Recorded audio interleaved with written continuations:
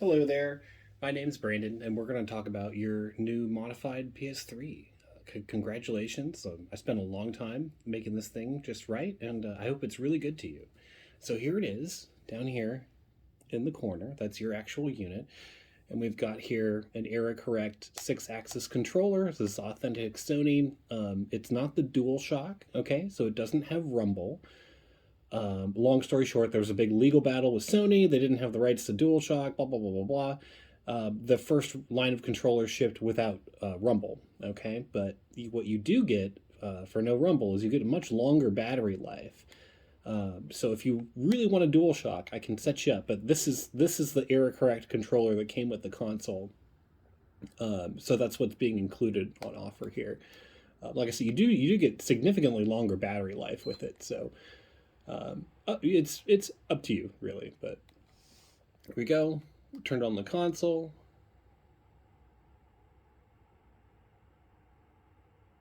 And the first thing you're going to hear is the fan. I'm sure you can hear it in the video. The fan's set to 30% minimum.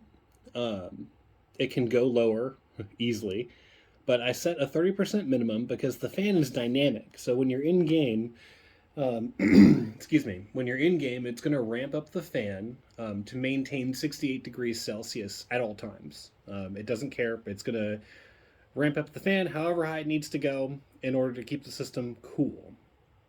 The reason I set a minimum is so the fan doesn't drop down as low, and therefore it won't need to ramp up as much either. So it's a little bit of a trade-off there, if that makes sense. When the system's cooling off, it tends to back off the fan a little bit. And in my opinion, it backs off a little bit too much during gameplay. So you get more peaks and valleys, if that makes sense. By bumping up the minimum, you get less ramp up. It's an overall more pleasant experience, in my opinion. Okay, so anyway, you will boot into the what's called the Xmb, the main menu, and there's a bunch of different options on here. I've got them all in folders. I can go over how to organize folders if you want to do your own thing, but I have everything in apps and games, and then the other one that we need to pay attention to is called Webman Games. Okay, and Webman is the app responsible for maintaining the fan control, and it will also launch games that you've backed up onto the PS3 through the Xmb, through the main menu here. So if I just click X into it, I've got my loaded games. I've got just a couple just to show that the functionality is here. And what you're going to do is you're going to go ahead and click X and look in the menu, pick your game from the menu, select it, and then it's going to basically fool the PlayStation into thinking that there's a disc in the drive. Okay, and that's what you're looking at right there. There is no disc in the drive. Okay, but this is how the homebrew works. It kind of sits on the hard drive and it goes, "Hey, PS3, look, there's a disc in the drive. Why don't you go ahead and play it?" So there you go. Please also note that I have sound turned off just for the sake of this video, just so there's less going on, and you can hear more of the fan behavior. Okay, so I'll let this launch, and then we'll go ahead and exit out of it, and we'll talk about the other apps. Absolute classic game, freaking love it. Actually, while I'm here, let's talk about your in-game options.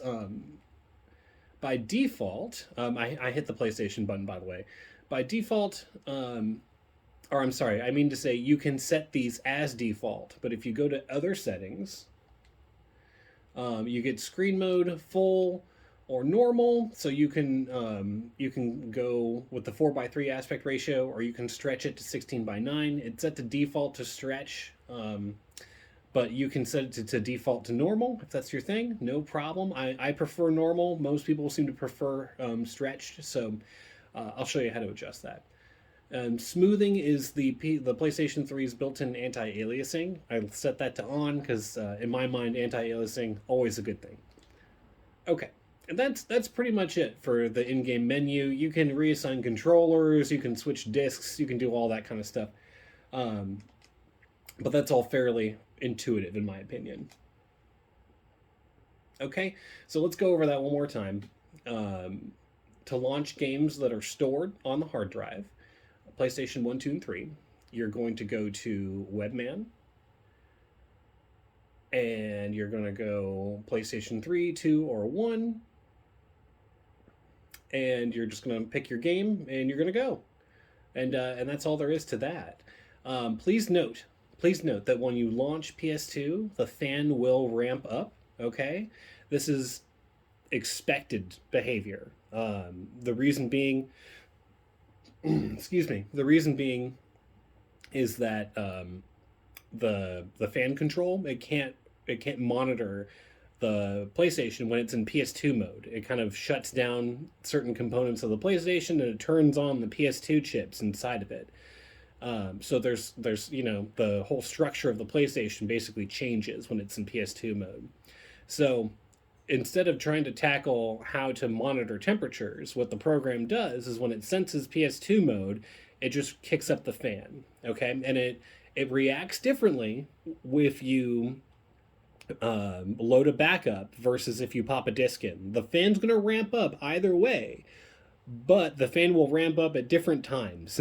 And I know that sounds confusing, but just know that when you play PS2, the fan will be at its loudest probably. It's set to 40% fan speed, which is pretty loud on this thing. But we'll go ahead and give you a preview of what that sounds like. So we'll go PS2. We got Haunting Ground in here. As soon as I select it, I'm going to stop talking, and you're going to hear the fan ramp up, okay?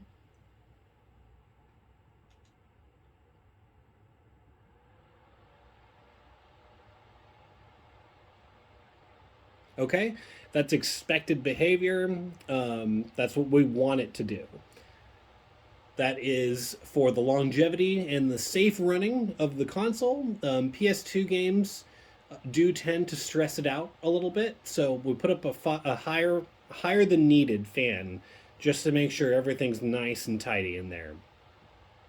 Now I'm going to go ahead and unmount the disc by going to Webman Setup and unmount. You don't need to do this. I'm just trying to get the PlayStation disc to go away so the fan goes back down. Okay. So that's kind of the lowdown on Webman games. If you ever want to mess with your fan settings, you can go into Webman Setup and then choose the very first option here, Webman Setup, and it's going to load this little page dealio with a bunch of values and stuff, and you can tweak this to your liking. I have set it to I've set it all for you. There's nothing for you to do here, but if you're kind of technical, you can get in here and mess with this if you like. So it's set to auto at 68 degrees Celsius with enabled dynamic fan control. I set the lowest fan speed to 30%. You can set that down to like 20 or 25 if you like. Just again, the fan will ramp up more as it tries to compensate. And then the PS2 emulator speed is right there if you ever want to adjust that. Although again, there shouldn't be any need for you to ever touch this stuff. Okay, next. So there's Webman. Again, it's going to launch all of your PS1, 2, and 3 games. You can ignore the ROM file folder. We're going to go somewhere else to launch ROMs. There's also a games folder where I put several like testing games on here. We've got a PSP game, Final Fantasy VII Crisis Core, Final Fantasy Tactics. This is the remake of Oddworld, Abe's Adventure, or whatever that first game was. This is awesome. This is Retroarch, which we'll talk about in a minute. We've got Scott Pilgrim vs. the World, as well as Tokyo Jungle, just some classics that I like to test the system with, make sure it's running good. Okay, so that's games. In apps, let's talk about that really quick. This is Multiman, which you're going to use to back up your game discs. I will show you how to do that momentarily.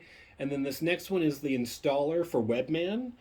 I would advise you not to click on this because it's the actual installer. So if you hit X on this, it's gonna reinstall Webman, which you don't want to do. But if you ever do, you want to hold down L1 and hit X, so it'll install the full version. Okay. So Multiman used to rip game discs onto the drive. Webman for playing PlayStation 1, 2, and 3. And then let's talk about Retroarch really quick.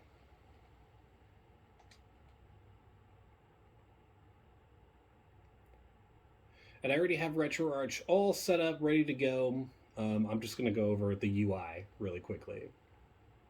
So this is Retroarch. The only thing you need to do is start scrolling to the right. Okay, there's all these options for load, blah blah blah blah blah. You don't need to mess with any of that. Okay, I've already set it all up for you.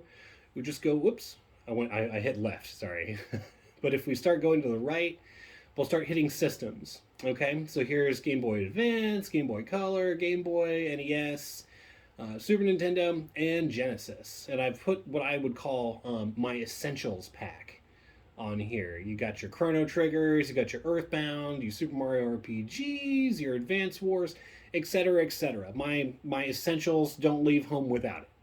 I haven't tested every single ROM in here, but I haven't found one that doesn't work. So, take that for what it is. Let's go ahead and launch one, and I'll show you the in-game.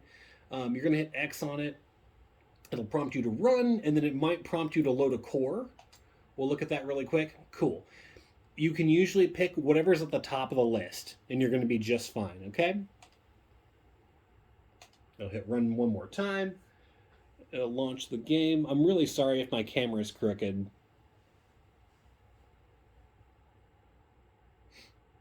Okay, game launches. That's not really a surprise. So, let's talk about the in-game menu, okay? Don't worry, I'm not going to try and play in front of you.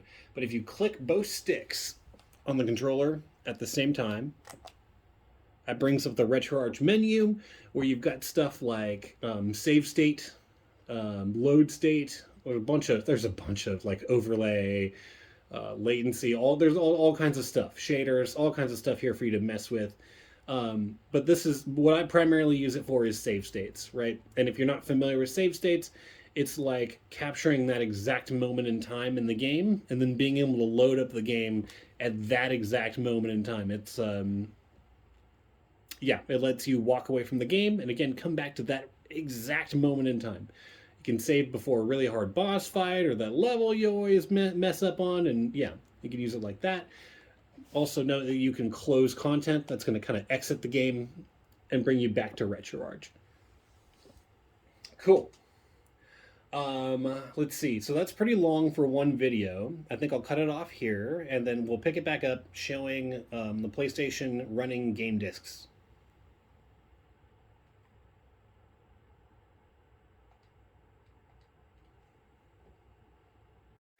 Okay, here's part two. I got you a little bit of a different angle because I'm going to be grabbing the camera and showing you the working disk drive. That's just kind of a courtesy here.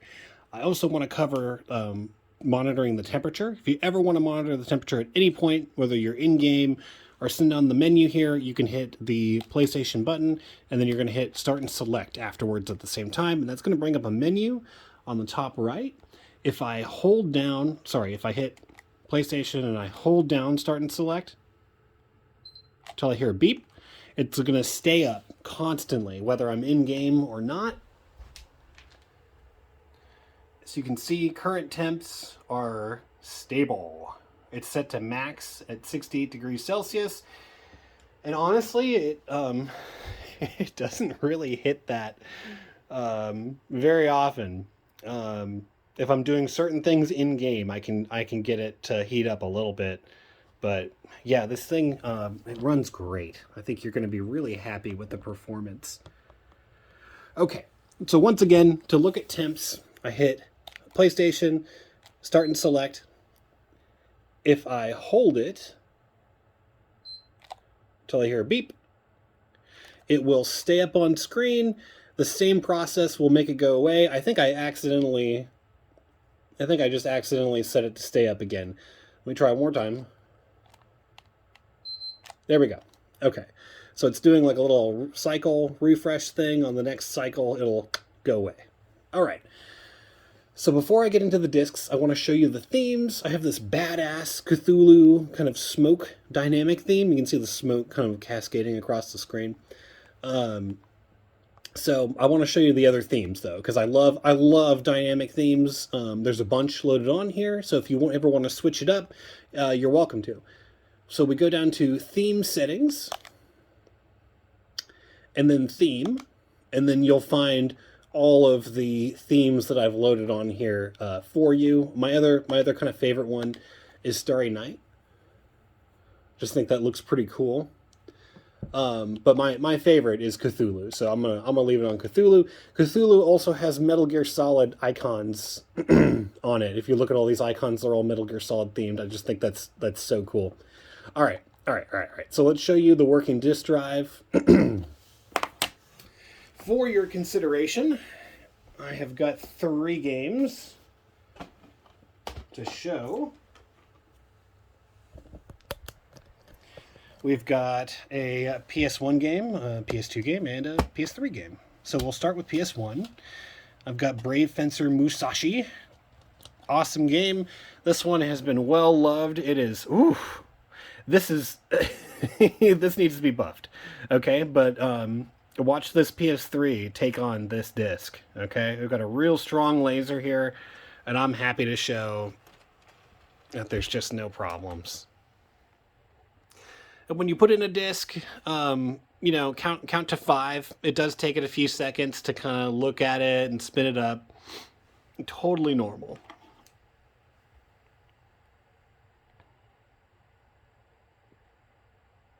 It read it faster. I was just down here. I didn't even see it load. Sorry. Okay. So there's your PlayStation disc. It's gonna load it, which is just incredible to me because my my PS1 doesn't read this disc. I thought there was something wrong with my disc. I mean, I definitely needs to be buffed, right? But the PS3 reads it, no problem.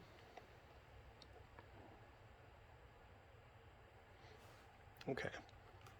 I hope you'll take me at my word when I say I played several minutes of it.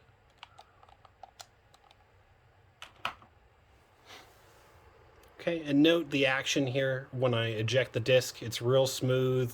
Everything got put together perfectly. There's no snag, no hang up, no weak eject. It's just smooth. All right, let's get Metal Gear Solid in here, and then I'll show you what I was talking about with the fan ramp up, how it's a little bit different than if you launch it from a Webman backup. This is a nice disc. I don't really have any mangled PS2 discs. So here we go. We'll load it up. Nice smooth operation there. And then I'm going to scroll up so I don't miss how quickly it loads now. It should load right under Webman Games. There you go. Like I said, about 5 seconds. Now, the fan has not ramped up at this point. Okay? That's okay. That's how it should be. It will ramp up when it launches the PS2 disc.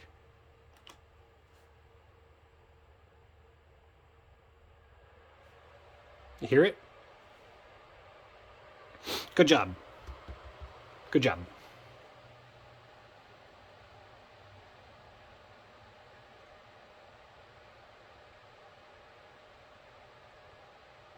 Oh, yeah, I forgot to mention, too. When it goes into PlayStation 2 mode, it turns off the controller. I don't know why it does this. It does this on the stock Sony software as well. I'm not really sure. It will prompt you to turn on the controller if it senses the controller's not on, but you just got to turn it back on. And then when you exit too, it'll also turn off the controller again. So you just got to remember to turn on the controller when you enter or exit a PS2 game. I know that's kind of annoying, but that's how Sony programmed it. So that's just kind of how it is, unfortunately. But yeah, working PS2. Again, there's just nothing wrong with this thing, dude. I just love it.